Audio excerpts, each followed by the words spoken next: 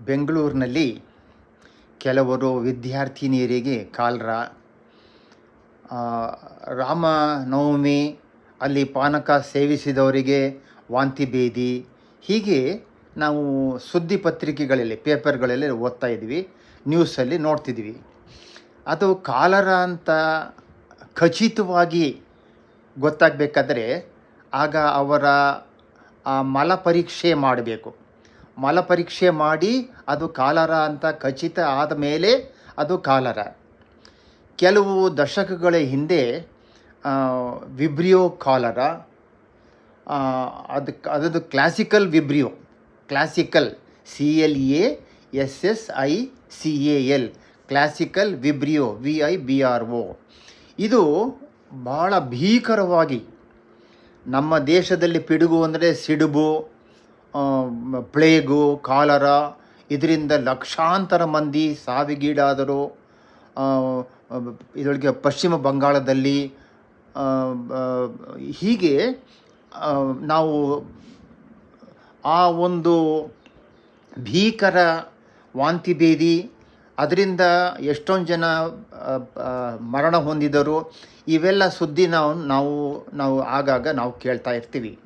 ಆದರೆ ಈಗ ಆ ಒಂದು ಕ್ಲಾಸಿಕಲ್ ವಿಬ್ರಿಯೋ ಅದು ಈಗ ಕಂಡುಬರ್ತಾ ಇಲ್ಲ, ಅದು ರೂಪಾಂತರಗೊಂಡಿದೆ.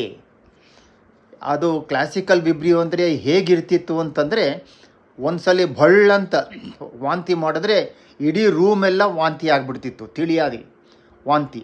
ನಂತರ ಭೇದಿ ಅಂತಂದರೆ ಆ ಒಂದು ರೋಗಿ, ಆ ಒಂದು ಹೆಂಗಸು ಉಟ್ಕೊಂಡಂಥ ಸೀರೆ ಸಂಪೂರ್ಣವಾಗಿ ಒದ್ದೆ ಆಗಿಬಿಡ್ತಿತ್ತು. ಆ ಸೀರೆನ ತೆಗೆದು ಇನ್ನೊಂದು ಸೀರೆ ಸುತ್ತಿದ್ರೆ ಪುನಃ ಅದು ಕೆಲವೇ ನಿಮಿಷದಲ್ಲಿ ಒದ್ದೆ ಆಗಿಬಿಡ್ತಿತ್ತು ಸಂಪೂರ್ಣವಾಗಿ. ಆ ರೀತಿಯ ಭೀಕರ. ಅವರಿಗೆ ಕೂಡಲೇ ಆಸ್ಪತ್ರೆಗೆ ಸೇರಿಸಿ ಅವರ ದೇಹ ನಿರ್ಜಲತೆ ಆಗೋದ್ರಿಂದ ಅವರಿಗೆ ನರಗಳ ಮುಖಾಂತರ ಡ್ರಿಪ್ ಹಾಕಿ ರಿಂಗರ್ ಲ್ಯಾಕ್ಟೇಟ್ ಎಂಬತಕ್ಕಂಥ ಒಂದು ದ್ರವವನ್ನು ಅಥವಾ ಮತ್ತು ಗ್ಲೂಕೋಸ್ ಬಾಟಲನ್ನ ಹಾಕಿ ಅವರನ್ನು, ಬರೀ ಗ್ಲೂಕೋಸ್ ಅಷ್ಟೇ ಅಲ್ಲ, glucose saline, Ringer lactate RINGER, lactate LACTATE, lactate, ಇದನ್ನು ನೇರವಾಗಿ ರಕ್ತಕ್ಕೆ ಕೊಟ್ಟು ಅವರ ಜೀವವನ್ನು ಉಳಿಸ್ಬೇಕಾಗ್ತಿತ್ತು. ಯಾತಕ್ಕೋಸ್ಕರ ಅಂದರೆ ಅಷ್ಟು ತೀವ್ರತರವಾಗಿ ಅವರ ದೇಹ ನಿರ್ಜಲತೆ ಉಂಟಾಗ್ತಿತ್ತು. ಆದರೆ ಈಗ ಆ ಒಂದು ಭಯಂಕರ ರೀತಿಯ ಕಾಲರಾ ಕಂಡುಬರ್ತಾ ಇಲ್ಲ, ಅದು ರೂಪಾಂತರಗೊಂಡಿದೆ. ELTAR, ELTAR 0139 ಈ ರೀತಿಯ ಬೇರೆ ಬೇರೆ ಅದು ರೂಪಾಂತರಗಳು. ಈ ಬ್ಯಾಕ್ಟೀರಿಯಾ ಈಗ ಕಾಲರಾ ಬಗ್ಗೆ ಯಾರೂ ಸಹ ಅಷ್ಟಾಗಿ ಹೆದರ್ತಾ ಇಲ್ಲ. ಯಾತಕ್ಕೋಸ್ಕರ ಅಂದರೆ ಈ ಕಾಲರಾ ಒಬ್ಬರಿಂದೊಬ್ಬರಿಗೆ ಹರಡೋದು ಕಲುಷಿತವಾದಂಥ ನೀರು ಮತ್ತು ಕಲುಷಿತವಾದಂಥ ಆಹಾರ, ಭಾಳ ಮುಖ್ಯವಾಗಿ ಕಲುಷಿತವಾದಂಥ ನೀರು. ಆದರೆ ಈಗ ಎಲ್ಲರೂ ಸಹ ಶುದ್ಧವಾದಂಥ ನೀರನ್ನು ಕುಡಿತಾರೆ. ಆದರೆ ಬೀದಿನಲ್ಲಿ ಮಾರ್ತಕ್ಕಂಥ ಪಾನಕ, ಬಣ್ಣದ ನೀರು, ಜಾತ್ರೆಗಳಲ್ಲಿ ಆ ರೀತಿ ಕಲುಷಿತವಾದಂಥ ಸಕ್ಕರೆ ಅಥವಾ ಸ್ಯಾಕರಿನ್ ಹಾಕ್ಬಿಟ್ಟು ಕೈನಲ್ಲಿ ಕಲುಷಿತವಾದಂಥ ಕೈ, ಹೀಗೆ ಅದರ ಮುಖಾಂತರ ಕಾಲರಾ ಹರಡಬಹುದು. ಜಾತ್ರೆಗಳಲ್ಲಿ ರಥೋತ್ಸವ, ಜಾತ್ರೆ, ಹೀಗೆ ಜನಗಳು ಹೆಚ್ಚು ಜನ ಸೇರಿ ಕಲುಷಿತವಾದಂಥ ನೀರನ್ನು ಮತ್ತು ಕಲುಷಿತವಾದಂಥ ಆಹಾರ. ಕುಂಭಮೇಳ, ಅರ್ಧ ಕುಂಭ, ಪೂರ್ಣ ಕುಂಭಮೇಳ ಉತ್ತರ ಇಂಡಿಯಾದಲ್ಲಿ, ಅದಾದ ಕೂಡಲೇ ಅಲ್ಲಿ ಜನ ಲಕ್ಷಾಂತರ ಜನ ಸೇರಿ ಅಲ್ಲಿ ನೀರು, ಕಲುಷಿತವಾದಂಥ ನೀರನ್ನು ಕುಡಿದು ಇದು ಒಂದು ಕಾಲರಾ ಪಿಡುಗಿಗೆ ತುತ್ತಾಗ್ತಿದ್ರು. ಕರ್ನಾಟಕದಲ್ಲೂ ಸಹ ಒಂದು ಸುಬ್ರಹ್ಮಣ್ಯ ದೇವಸ್ಥಾನ ದೊಡ್ಡಬಳ್ಳಾಪುರದಲ್ಲಿ ಆ ಒಂದು ಜಾತ್ರೆ ಆದರೆ, ಸುಬ್ರಹ್ಮಣ್ಯ ಜಾತ್ರೆ ಆದರೆ ಅಲ್ಲಿ ಕಾಲರಾ ಪಿಡುಗು ಶುರು ಆಗ್ತಿತ್ತು. ಆದರೆ ಈಗ ಕಲುಷಿತವಾದಂಥ ನೀರು ಕಡಿಮೆಯಾಗಿದೆ, ಕಲುಷಿತವಾದಂಥ ಆಹಾರ, ಬಿಸಿಯಾದಂಥ ಆಹಾರದಲ್ಲಿ, ಬಿಸಿಯಾಗಿರುವ ಆಹಾರದಲ್ಲಿ ಕಾಲರಾ ಬ್ಯಾಕ್ಟೀರಿಯಾ ಬದುಕಿ ಉಳಿಯೋದಕ್ಕೆ ಸಾಧ್ಯವಿಲ್ಲ. ಈಗ ಕರೋನಾ ಒಬ್ಬರಿಂದ ಒಬ್ಬರಿಗೆ, ಒಬ್ಬ ಮನುಷ್ಯನಿಂದ ಇನ್ನೊಬ್ಬ ಮನುಷ್ಯ, ಕರೋನಾ ಅದು ವೈರಸ್ಸು. ಅದನ್ನು ನೋಡಬೇಕಾದ್ರೆ ಮೈಕ್ರೋಸ್ಕೋಪಲ್ಲಿ ಕಾಣಲ್ಲ, ಎಲೆಕ್ಟ್ರಾನ್ ಮೈಕ್ರೋಸ್ಕೋಪ್ ಬೇಕಾಗ್ತಿತ್ತು. ಕರೋನಾ ಒಬ್ಬರಿಂದ ಒಬ್ಬರಿಗೆ ಗಾಳಿ ಮುಖಾಂತರ ಹರಡ್ತಾ ಇತ್ತು.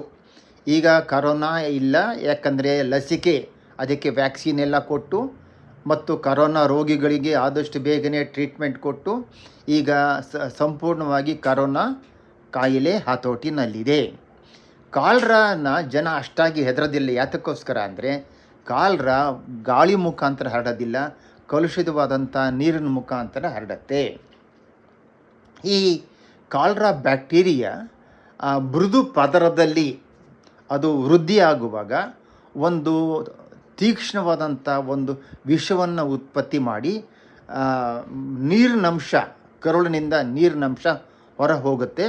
ಅದರಿಂದನೇ ಅದು ಅಕ್ಕಿ ತೊಳೆದಂಥ ನೀರು, ಅಕ್ಕಿ ತೊಳೆದ ನೀರು, ಅಕ್ಕಿ ಅನ್ನದ ಗಂಜಿಯಲ್ಲ, ಅಕ್ಕಿ ತೊಳೆದಂಥ ನೀರಿನ ಹಾಗೆ ಭೇದಿ ಆಗ್ತದೆ ಈ ಒಂದು ಕಾಲ್ರಾದಲ್ಲಿ. ಮತ್ತು ವಾಂತಿ ಕಡಿಮೆ, ಆದರೆ ಭೇದಿ ವಿಪರೀತ. ಆದ್ದರಿಂದ ಆದಷ್ಟು ಬೇಗನೆ ಅವರ ದೇಹ ನಿರ್ಜಲತೆ ಆಗಬಾರ್ದು, ಆದಷ್ಟು ಬೇಗನೆ ಅವರಿಗೆ ನೀರಿನಂಶ ಸೇರಬೇಕು. ಬರೀ ನೀರಿನಂಶ ಸೇರಿದ್ರೆ ಸಾಲದು. ಒಬ್ಬ ವೈದ್ಯಕೀಯ ವಿಜ್ಞಾನಿ ಅವನ ಕಣ್ಣು ಮುಂದೆನೇ ಜನಗಳು ಈ ಕಾಲ್ರಾದಿಂದ ಸಾಯ್ತಾ ಇದ್ದದ್ದನ್ನು ನೋಡಿ ನೀರಿನಂಶ ಹೋಗ್ತಾ ಇದೆ, ನೀರಿನಂಶ ಕೊಡಬೇಕು ಅಂತ ಹೇಳಿ ಸಿಂಪಲ್ ಸೊಲ್ಯೂಷನ್, 1 ಲೋಟ ನೀರಿಗೆ 1 ಚಿಟಿಕೆ ಅಡುಗೆ ಉಪ್ಪು, 1 ಚಮಚ ಸಕ್ಕರೆ, ಇದಕ್ಕೆ ಸಿಂಪಲ್ ಸೊಲ್ಯೂಷನ್. ಇದನ್ನು ಹಾಕಿ ರೋಗಿಗಳಿಗೆ ಕೊಟ್ಟಾಗ ರೋಗಿಗಳು ಅದನ್ನು ಕುಡಿದು ಚೇತರಿಸ್ಕೊಳ್ತಾ ಇದ್ದರು. ನಂತರ ORS ಪ್ಯಾಕೆಟು ಈಗ ಎಲ್ಲ ಪ್ರಾಥಮಿಕ ಆರೋಗ್ಯ ಕೇಂದ್ರ ಮತ್ತು ಅಂಗಡಿಗಳಲ್ಲಿ, ಔಷಧ ಅಂಗಡಿಗಳಲ್ಲಿ ಎಲೆಕ್ಟ್ರಾಲ್ ಪೌಡ್ರು ಎಂಬತಕ್ಕಂಥ ಹೆಸರಿನಲ್ಲಿ ಸಿಗುತ್ತೆ. ಅದರೊಳಗೆ ಉಪ್ಪಿನಂಶ, ಸೋಡಿಯಂ ಕ್ಲೋರೈಡ್ ಉಪ್ಪಿನಂಶ, ಸೋಡಿಯಂ ಬೈಕಾರ್ಬೊನೇಟ್ ಅಂದರೆ ಅದು ಅಡಿಗೆ ಸೋಡಾ ಅಂಶ, ಮತ್ತು ಹಣ್ಣಿನ ಜ್ಯೂಸು ಪೊಟ್ಯಾಷಿಯಂ ಕ್ಲೋರೈಡ್ ಅಂಶ, ಇವೆಲ್ಲ ಮತ್ತು ಸಕ್ಕರೆ ಅಂಶ, ಇದು ಎಲ್ಲ ಸೇರಿರೋದ್ರಿಂದ ಅದು ಉತ್ತಮ ಅಂಶವಾಗಿರುತ್ತೆ. ಅದನ್ನು 1 ಲೀಟ್ರ್ ಪ್ಯಾಕೆಟ್ನ 1 ಲೀಟ್ರ್ ನೀರಿಗೆ ಹಾಕ್ಬಿಟ್ಟು ಕುಡಿಸ್ಬೇಕು. ಅದನ್ನು ತೆರೆದುಬಿಟ್ಟು 1 ಚಮಚನ ಒಂದು ಚಮಚ ಪೌಡ್ರನ್ನ, ಎಲೆಕ್ಟ್ರಾಲ್ ಪೌಡ್ರನ್ನ 1 ಲೋಟ ನೀರಿಗೆ ಹಾಕಿ ಕೊಡೋದು, ಅದು ತಪ್ಪಾಗ್ತದೆ. ಅದು ಪ್ಯಾಕೆಟ್ ಮಾಡಿರೋದು 1 ಲೀಟ್ರಿಗೋಸ್ಕರ. ಅದರಿಂದ ಆ 1 ಲೀಟ್ರ್ ಪ್ಯಾಕೆಟ್ನ 1 ಲೀಟ್ರ್ ನೀರಿಗೆ ಹಾಕಿ ಕಲಕಿ ಮುಚ್ಚಿಟ್ಟು ನಿಧಾನವಾಗಿ ಗುಟುಕು ಕುಡಿಸ್ತಾ ಇದ್ದರೆ ಆಗ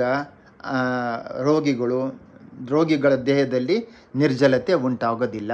ಅವರು ಭಾಳ ಬೇಗನೆ ಅವರು ಚೇತರಿಸ್ಕೊಳ್ತಾರೆ.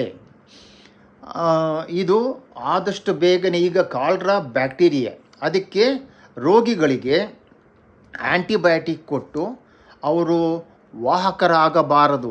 ವಾಹಕರು ಅಂದರೆ ಕ್ಯಾರಿಯರ್ಸ್, ಅವರು ಕ್ಯಾರಿಯರ್ಸ್ ಆಗಬಾರದು, ಕಾಲ್ರಾ ಕ್ಯಾರಿಯರ್ಸ್ ಆಗಬಾರದು. ಕ್ಯಾರಿಯರ್ಸ್ ಅಂದರೆ ರೋಗದ ಚಿಹ್ನೆ ಇರೋದಿಲ್ಲ, ಆದರೆ ರೋಗಾಣುವನ್ನು ಬೇರೆಯವರಿಗೆ ಕಲುಷಿತವಾದಂಥ ನೀರು, ಕಲುಷಿತವಾದಂಥ ಆಹಾರದ ಮುಖಾಂತರ ಹರಡ್ತಾ ಇರ್ತಾರಲ್ಲ, ಅವರಿಗೆ ರೋಗವಾಹಕರು ಅಂತ ಕರೀತಾರೆ.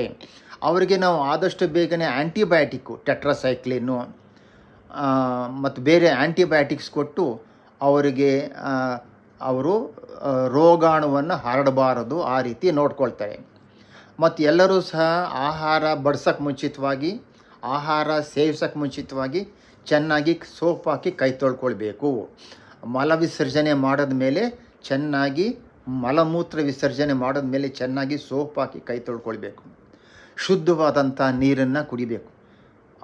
ಆಹಾರ ಬಿಸಿಯಾಗಿರಬೇಕು.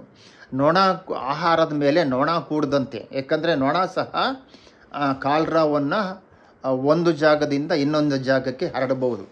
ನೊಣ ಒಬ್ಬ ಕಾಲ್ರಾ ರೋಗಿಯ ಮಲದ ಮೇಲೆ ಕುಳಿತುಕೊಂಡು ನಂತರ ಅದರ ಮೈ ತುಂಬ ಕೂದಲು, ಮೈ ತುಂಬ ಅಂಟಂಟು ದ್ರವ, ಮೈ ತುಂಬ ಅಂಟಂಟು ಅದು ಕಾಲ್ರಾ ರೋಗಿಯ ಮಲದ ಮೇಲೆ ಕುಳಿತುಕೊಂಡು ನಂತರ ಇನ್ನೊಬ್ಬ ಆರೋಗ್ಯವಂತ ಮನುಷ್ಯ ಆಹಾರ ಸೇವಿಸ್ತಾ ಇದ್ದರೆ ಆಹಾರದ ಮೇಲೆ ಕುಳಿತುಕೊಂಡು ಹೀಗೆ ಆಹಾರವನ್ನು ಕಲುಷಿತ ಮಾಡುತ್ತದೆ.